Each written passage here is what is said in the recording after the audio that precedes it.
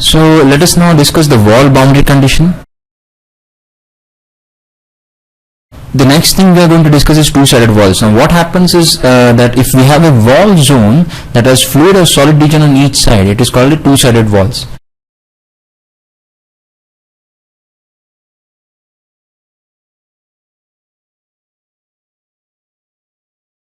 So fundamentally what this means is there is mesh on both sides. There can be solid domain defined or liquid or fluid domain defined, but there is a mesh on both sides of the particular wall. So that is referred to as two-sided walls, and by default Fluent will create a wall shadow.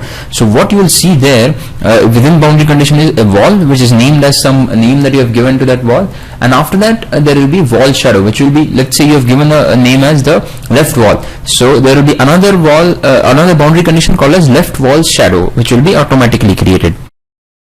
Two-sided walls can be coupled, which means they can be coupled together and heat flux passing through each will be same, and we can select coupled under thermal boundary conditions, and this is only applicable for two-sided walls. We can if we have coupled them, then the heat flux will be continuity will be maintained with respect to heat flux, and there will be no additional thermal boundary conditions required. We have to give material type, wall thickness, heat generation rate also can be specified if we want to give, and the resistance parameters will be automatically applied for wall shadow. There is alternative option or alternative input referred to as two-sided walls uncoupled.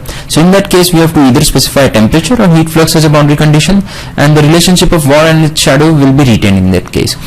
Two uncoupled walls can have different thickness. If we are treating them as uncoupled, we can give different thickness for each of the wall and the wall shadow.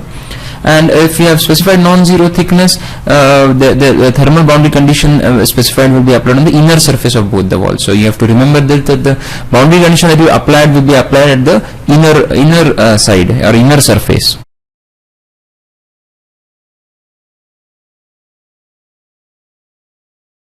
So this is a representation of a two-sided walls. If you can see here, this is a thin wall. There is a mesh here, and these two walls are what we are talking about. We can give different conductivity, we can give different temperature boundary condition or heat flux boundary condition to these, and that will be applied on the inner side and this side of that wall. There is an opposite to the mesh, and these are the fluid domains on both sides. Temperature definition for thin wall model. If we consider thin wall model, it applies normal conduction only. That is, thin wall model will consider only normal conduction. That is, there is no in plane or through plane conduction, and no actual cells are created, which is referred to as thin wall model. Wall boundary condition is applied at the outer layer. So if we take an example of a thin wall model, this is the wall that we are talking about. Wall thermal boundary condition will be applied at the outer layer. Thin wall model, there are no cells. As you can see, within this wall you are seeing a single surface in Fluent, and there are no cells created. Wall temperature is the inner surface, and wall temperature is this outer surface, and static temperature is the cell value. Whereas if you have shell conduction approach, which is the alternative approach, if we want to include thickness but we don't want to generate a mesh for that thickness, we have the shell conduction model for that. So if wall thickness is not meshed, planar heat conduction is not modeled, as you have already seen within the thin wall model.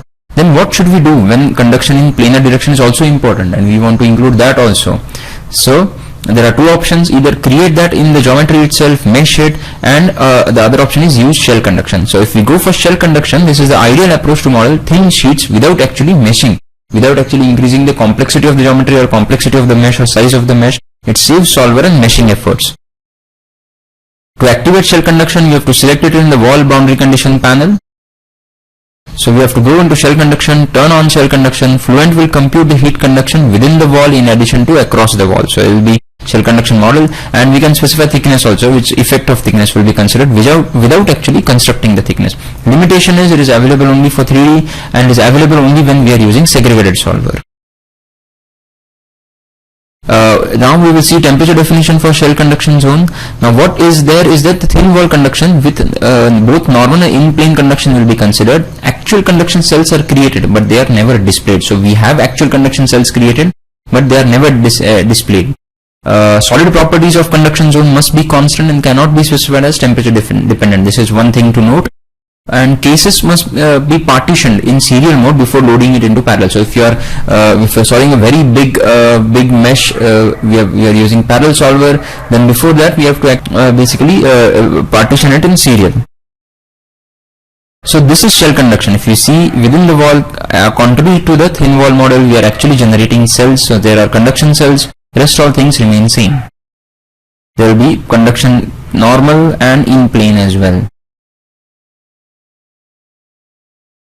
To activate it, if we are taking an example of a tube in wall, a zone named tube in wall, we have to go and activate it in the shell conduction. We have to tick this particular box.